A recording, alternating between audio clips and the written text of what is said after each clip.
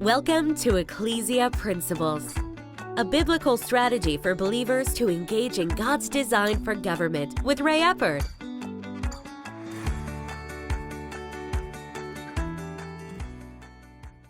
Hello, glad you could join us again today.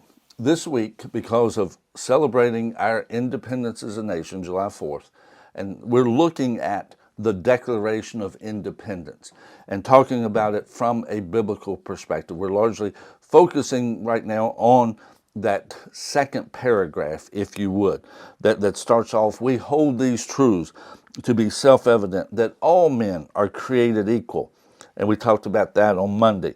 And that they are endowed by their Creator with certain unalienable rights. We talked about that yesterday. Our rights come from God, not civil government. Our rights are given to us by God.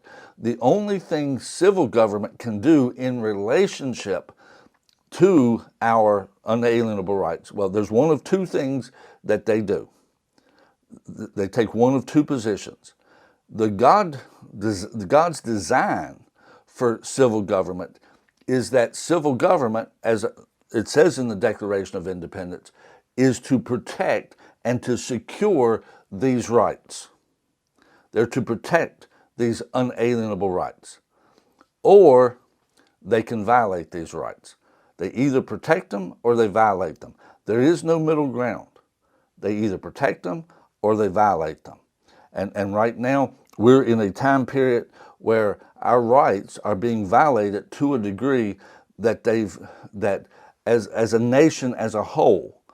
Now, there have always been different people groups who've had rights violated, but the tone and the tenor of the nation as a whole, we've never had a time where, as a whole, that our rights were being violated to the degree that they are at this time. But let's look at it now, because he says, "And among these are life, liberty, and the pursuit of happiness." Among these, there's more than this, but these unalienable rights, they pulled up three: life, liberty, the pursuit of happiness. And ultimately, this is a progression. This is a progression. Life. You have a right to life.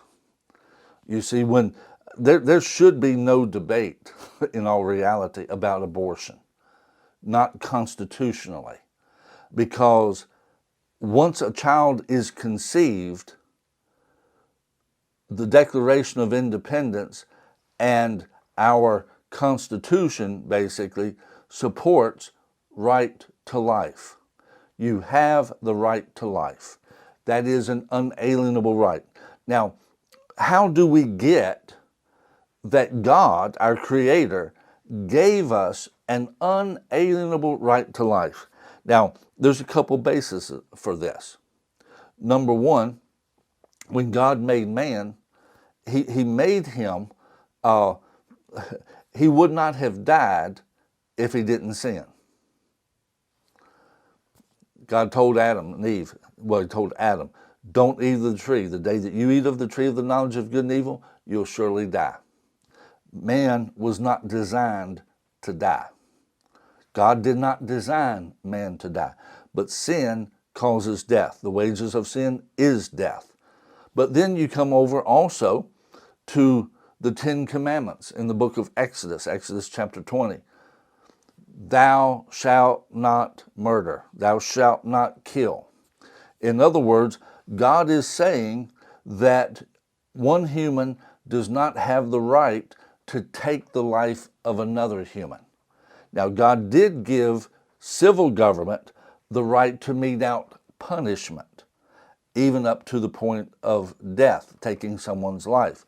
Now, at that point, but he's saying that just in general, one person doesn't have the right to take someone else's life. You have a right to live. That is a God-given right. It's a part of the 10 Commandments. God made you to live.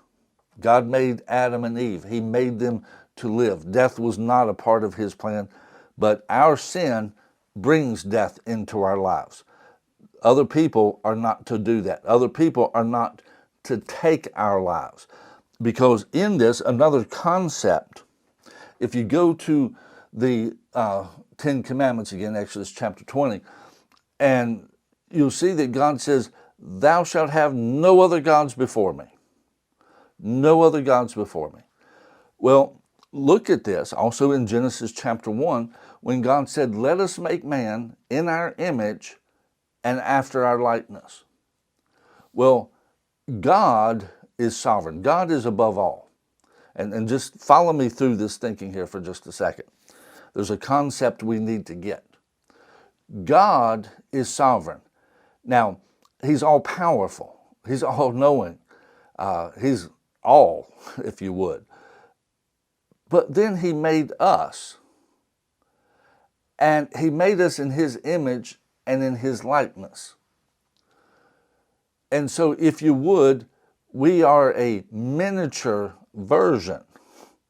We're not divine in that sense. Don't misunderstand that. But God made us to function like him. So if God is sovereign and he made us in his image, then there's an element of your life where you are sovereign. That self-government. You are the sovereign of your life. Now, you are accountable to the one that gave you that right to be sovereign. He gave that to you. He delegated that to you, so therefore you are accountable to him for that. But at that point, that's part of why we're all made equal. God gave me the right to be sovereign. God gave you the right to be sovereign in your life. We get to make our own decisions. If you would, we have the right to life. We have the right to liberty. If I am sovereign, then I have liberty. I have the right to make the choices for my life. What is the basis of this? I am made in the image and the likeness of God. God is sovereign. There's to be no other gods before him. We're not gods. But if you would, in the image and likeness of God, we are human, and there are to be no humans before us. We are all equal, and in our own lives, we are sovereign. We have the right of choice. We have liberty. We have the right to make choices, and we have the right to make decisions for ourselves. We have liberty because we are made in the image and the likeness of God. There is not to be another man. See, this is one of the problems with slavery, that there's not to be someone else up here before me. The only one that's supposed to be before me is God. That's the only one, him. Now, obviously there are organizational structures, but we're talking about life as a whole. One human is not to own another human, because we're made in the image of God, and like there's to be no other gods before him, we as humans, there's not to be other humans before us. That they have the ownership, they have the control of us. No, we are all to have liberty because we are made in the image and the likeness of God. That's the basis for that. Now, with that, the third one that they list is the pursuit of happiness. Now, in that day and time, it was more frequently referred to as the right of property. Now, it was not put in the Constitution, in the Declaration that way, because of basically not being able to eliminate the concept of slavery. It was a discussion. Basically, 10 colonies wanted to use it. Actually, in the grievances that are listed in the Declaration of Independence, originally they were looking at filing those grievances in reference to slavery. But there were 2 colonies that did not want that, and they would not sign on if that was the case. And so rather than listing exactly what it was, they just said that King George had overridden legislation by duly elected legislative bodies. But a lot of those things that he overrode had to do with the issue of slavery. So at that point, they removed property, the right of property, and called it pursuit of happiness. Jefferson used that term. Because, and again, let's go back to the progression just a moment. I have a right to life. No one should take my life unless I violate severely someone else's rights. And then civil government has a right to punish me. But I have a right to life. I have a right to liberty. I have a right to make my choices. I have a right to make my decisions. And thirdly, I have a right to make those decisions along a path that I believe will satisfy me, that will make my life satisfying, that will cause me to be happy. Because again, ultimately, going back to the First Amendment, I have a right to a conscience, a free conscience, that Congress or anybody else is not to tell me how I should think, what I should value, those type of things. I have a right, if you would, to pursue my happiness. Now, obviously, biblically, we should bear one another's burdens and help one another and so forth. So we're not eliminating that, but we're talking about a foundation of government. I have a right to pursue my happiness. I have a right that, for bottom line, if I want one of these little smart cars and that's what's going to make me happy, then it shouldn't be kept from me. At the same time, if I want a truck that I need a ladder to climb up into, it's my happiness. I have a right to pursue that. Now, obviously, from that point, you do get into regulations where it needs to be built safely, and all of those things are beyond that scope. It has to function within a scope of safety and so forth. But the underlying current is I have a right to pursue my happiness. God gave me my life. God gave me liberty.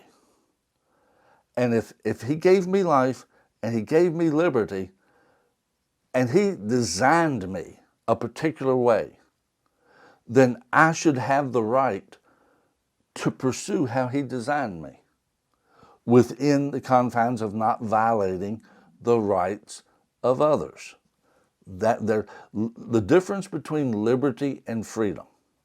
Now, when you look them up, there's virtually no difference, except one thing.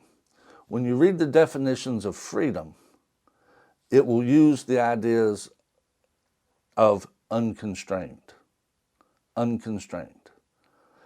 And you don't see that in the terms defining liberty. You see, liberty is freedom within a framework. I have liberty. I can't just do whatever I want, because what I want might violate someone else's liberty. It might violate someone else's rights. I don't have the right to do that. But as long as I don't violate anyone else's rights, then I have the right to use my liberty to pursue my happiness. God has given us these unalienable rights. God bless you. See you tomorrow.